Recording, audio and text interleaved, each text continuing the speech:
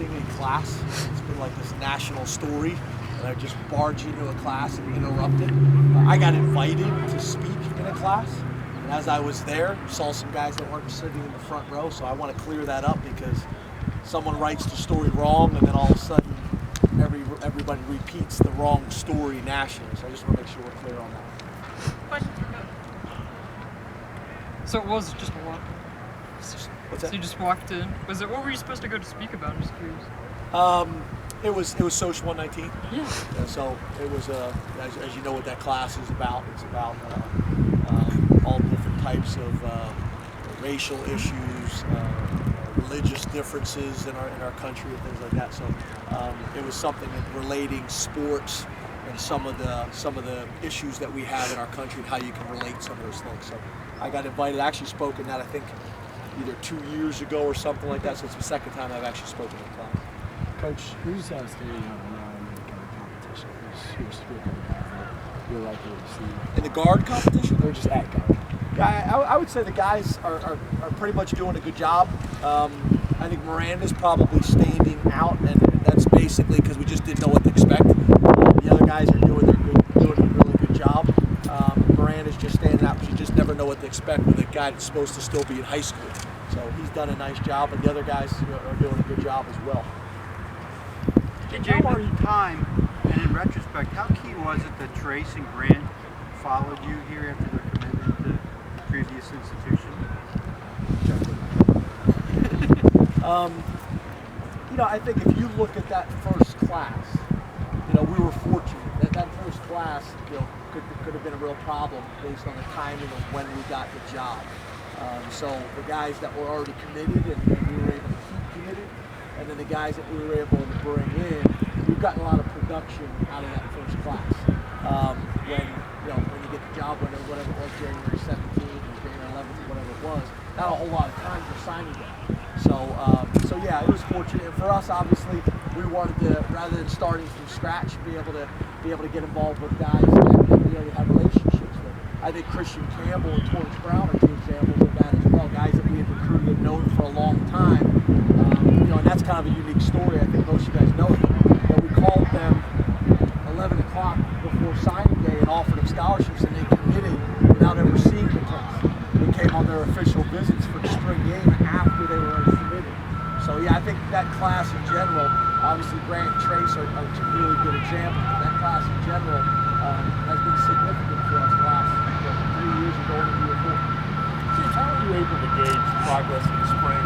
You're moving guys around, and some guys aren't getting reps. How do you gauge progress in the weekend? Well, I guess it's no different than anything else. Is other guys have to step up, so you're really evaluating, obviously individually, but you're also you're evaluating how we're doing as a team.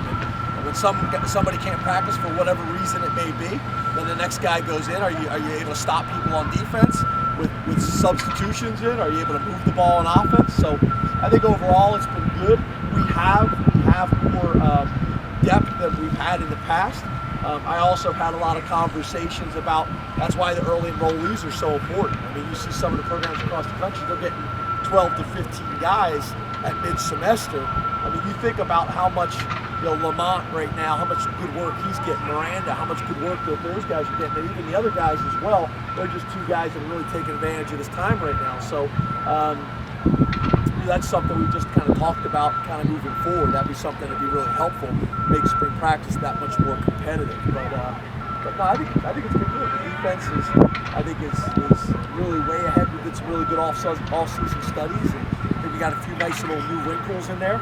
And then offensively, same thing. A bunch of off-season studies, a bunch of conversations with different people, studying the things that we do and what can we do that's complementary to what we're already doing. And then a few more wrinkles. So I think it's been really good. And then I think the other thing that's been a huge thing for us, and it's probably not a sexy thing to talk about, so you never get asked the question, but making sure that our snapper is right and making sure our holder is right. And right now, I think Basie's done a tremendous job for us snapping the ball. Been very pleased with him. And then there's a battle right now between Gillikin and Billy Bessler for the holding job.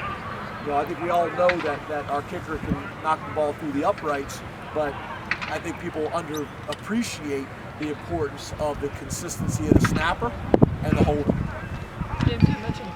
Christian Campbell a little bit earlier.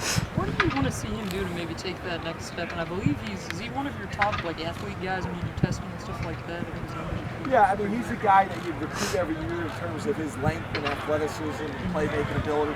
He's at his best all season he's ever had. He's always had kind of little issues here and there that have held him out of morning workouts or held him out of spring ball, whatever. And he's had his most consistent all season he's had. We were kind of making fun of him. We told him that this must have been a contract year for him. I mean, it's his last year. He knows he's got to capitalize on it. And he's really had a really good off season. So we're expecting big things for him. He's always been a guy that can run. He's one of the fastest guys on our team. He had to get bigger and stronger, and he's done that. He's played a lot of football for us. We looked at him as a starter for us the last 3 years. We felt like we had 3 starters, and obviously he's going to have a little bit more of a significant role this year. He's going to get a few more reps. James, I want to ask you about Trace on the physical side. We always talk about his leadership and the mental side of the game. I know I should keep bringing this up. It's like the first thing I do is check to see what he's working with. You want to go another one down? I can go another one down I didn't for want you. you to do it in the first place. Back to Trace. Yeah. And does he have chest hair? Should I ask about that?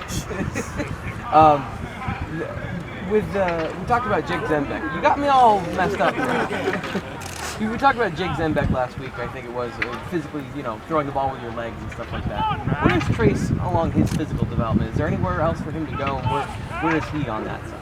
Yeah, you look at him, obviously he's not the biggest guy, he's not 6'3", but you look at his lower body development, you look at his legs, you look at his lower body, he's a powerful guy, and that translates to being able to throw the ball. I think he's still got room for growth. I mean, he's still a fairly young player, so he's still got room for growth in those areas. I think that's where you've really seen Tommy develop as well, his lower body, mechanics, and some of his upper body mechanics, and just getting bigger and stronger. I mean, I forget what Tommy was when he got here. I think he was about 195 pounds, if I'm correct. I think he was about 230. Those two guys have really done a good job of developing. Jake's been a guy that we've had a lot of conversations about getting him with the nutritionist and kind of looking at some things because he's one of our hardest working guys in the weight room, but he just hasn't developed the same way as other guys have for whatever reason. We got to kind of figure that out. We got to navigate what he needs to kind of get a little bit more growth in his body because that is going to help his arm strength. Everybody focuses on just the arm. But if you look at it, a lot of times it's their throwing platform. Are they getting that foot in the ground almost like a pitcher? On the rubber, he's driving that foot into the ground and driving off the rubber. It's the same thing with the quarterback.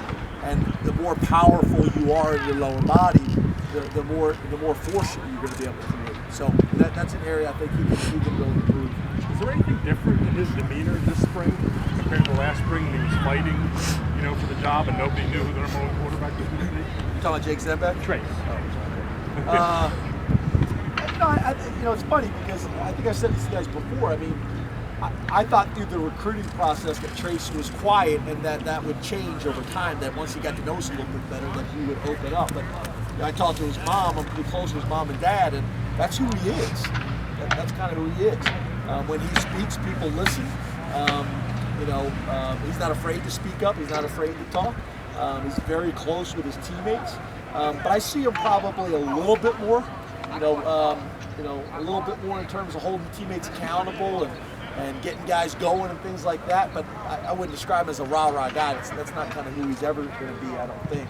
But I do see him a little bit more confident out here in practice from a leadership perspective. Obviously, being voted captain helps with that as well. But no, he's kind of a no-nonsense, kind of blue-collar guy. James, what's left on the... A couple weeks ago, you touched on making some changes to the weight game in terms of making it more competitive. Can you give us a few more details on that? Will it be 1v1s or 1v2s? Will it separate the teams differently? No, I think it wouldn't be ones versus ones. It would be ones versus twos. Where in the past, it's really been ones and twos on one team and threes and fours on another team. I'm hoping to be able to go on ones versus twos. What's the idea behind that? I guess what I'm getting. Well, I think we've always wanted to do that. I mean, you wanted to make it more of a game so that you have a better evaluation. On Friday we're going to practice in the stadium because I don't ever like to wait until the blue-white game or during the season. I don't ever like to wait until the first game of the year to go into the stadium because it's amazing just being in there. Some guys don't handle it as well. So we'll do that next week. But just make it more competitive. For it to be a true evaluation for us, I mean, that's what we do in practice all the time. We go good versus good, and we want to be able to do that. We want to be able to do that, for the spring game as well. Now, obviously, I've already kind of mapped it out now, depending on some tweaks or nagging things like that. Then maybe we'll have to make some adjustments. As of right now, that's what we like. James, a guy like Grant Haley, what's the next step in his development? I think defensively in general, I've been kind of all over the coaches and all over the players about, the receivers, the tight ends, spend so much time in the offseason on the jugs machine catching balls. And wherever I've been, not just Penn State, wherever I've been, the defensive players haven't approached it the same way. So, we've talked a lot about, if we want to really improve in turnovers, which I think is an area where we can improve, we got to invest in it. And I think the more confident our defensive players are in catching the ball, the more willing they're going to be able to go for the pick rather than the PBU. So that's something I've been preaching a lot, and I think that's something for Grant and all those guys. I mean, if we can increase our turnover ratio and do a better job with picks and things like that, and I'm not talking about making unbelievable catches, just catch the ones we're supposed to, then it's going to really help us, because I think you can take a good defense and become great, or a great defense and become elite by just making that change. If we did nothing different but increased our turnovers next year, it would have a dramatic impact on our defense, and it would have a dramatic impact, obviously, on our offense as well. Thanks, guys.